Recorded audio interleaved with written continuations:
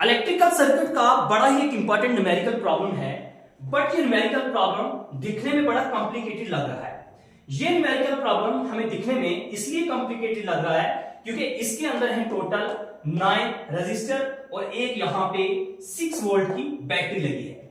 इस numerical problem के अंदर हमें निकालना है इस सर्किट का टोटल इक्विवेलेंट रेजिस्टेंस और उसके बाद हमें निकालना है कि इस वायर के अंदर यहां पे कितना करंट फ्लो हो रहा है। जब हमें ये दो चीजें पूछी जाती हैं इस सर्किट के अंदर से निकालने की, तो तब हमें लगता है कि भाई साहब ये हमसे नहीं हो पाएगा।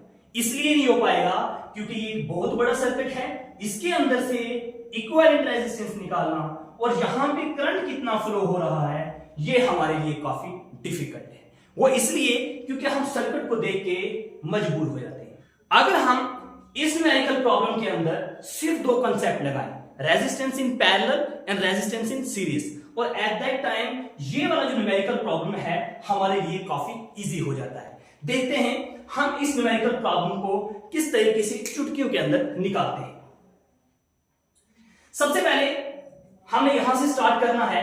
एक रेजिस्टेंस ये है, एक रेजिस्टेंस ये है। दोनों जो रेजिस्टेंस हैं एक सिंगल वायर के अंदर हैं। इसका मतलब ये हुआ कि ये दोनों रेजिस्टेंस क्या हैं, सीरीज में हैं। जब दोनों सीरीज में हैं तो तब हम इन दोनों को ऐड कर लेंगे। 10 ओम का ये है और 10 ओम का ये है, तो हमारे पास टोटल हो जाएगा 20 ओम। अब हम देखते हैं ये वाला जो रेजिस्टेंस है और ये वाला जो रेजिस्टेंस है ये एक दूसरे के पैरेलल में। जब एक दूसरे के पैरेलल में हो जाएंगे तो उस वक्त हम क्या करेंगे, 20 ओम और 20 ओम, क्योंकि हमें पता है 1/Rp is equal to 1/R1 plus 1/R2। R1 और R2 को जिस वक्त हम पैरेलल कॉम्बिनेशन में लेंगे तो हमारे पास बन जाएगा 20 और 20, टोटल मेरे पास हो जाएगा 10 ओम। अब ये वाला जो रेजिस्टेंस है इसकी गेन यहां से आउट हो जाती है, यहां से ये निकल जाएगा।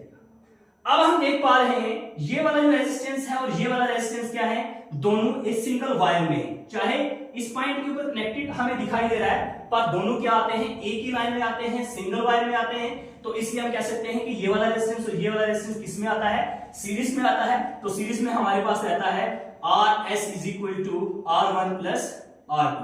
जब हम दोनों को ऐड करेंगे 10 और 10 मेरे पास कितना हो जाएगा, टोटल 20 ओम। 20 ओम में यहां पे लिख रहा हूं और इस रेजिस्टेंस की यहां से छुट्टी हो जाएगी। अब यहां से हम देखते हैं ये वाला रेजिस्टेंस और ये वाला रेजिस्टेंस जो है आपस में क्या है, पैरेलल में है। जब ये दोनों पैरेलल कॉम्बिनेशन में आएंगे तो हमारे पास टोटल रेजिस्टेंस यहां पे निकल के आ जाएगा।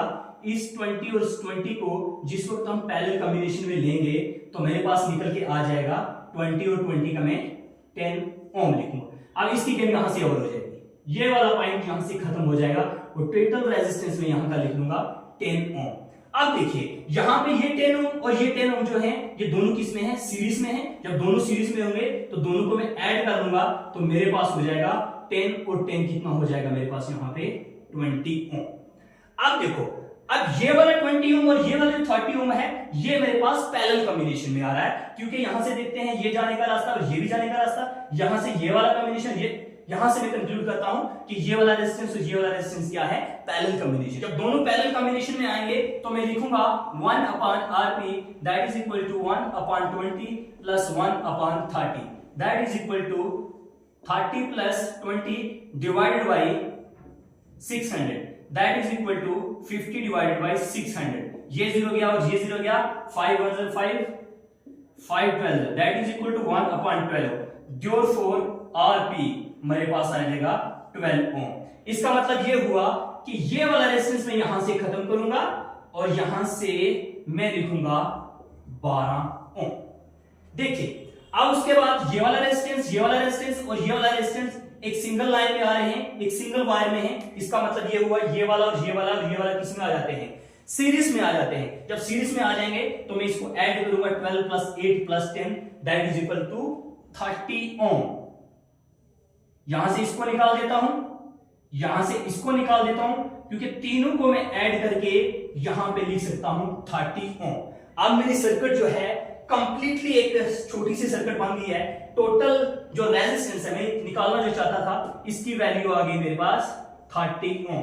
इतना बड़ा सारा जो सर्किट था उसको मैंने कट करके सीरीज एंड पैरेलल का कॉम्बिनेशन का फॉर्मूला लगा के मेरे पास जो टोटल रेजिस्टेंस निकल के आ रहा है उसकी वैल्यू है 30 ओम। तो यहां से क्या निकालना है, करंट निकालना है। मैं जानता हूं I is equal to V upon R, that is equal to V मेरे पास कितना है, V है मेरे पास 6 और R मेरे पास कितना है 30, that is equal to 1 upon 5।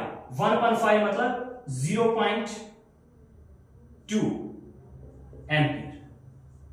0.2 ampere, 0.2 ampere जो होगा इस सर्किट के अंदर, इस वायर के अंदर करंट फ्लो करेगा।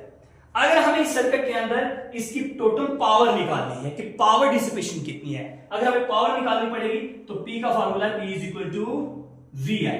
V मेरे पास कितना है, V है मेरे पास 6 और I मेरे पास कितना है 1 अपॉन 5 या मान लीजिए 0.2 मान लीजिए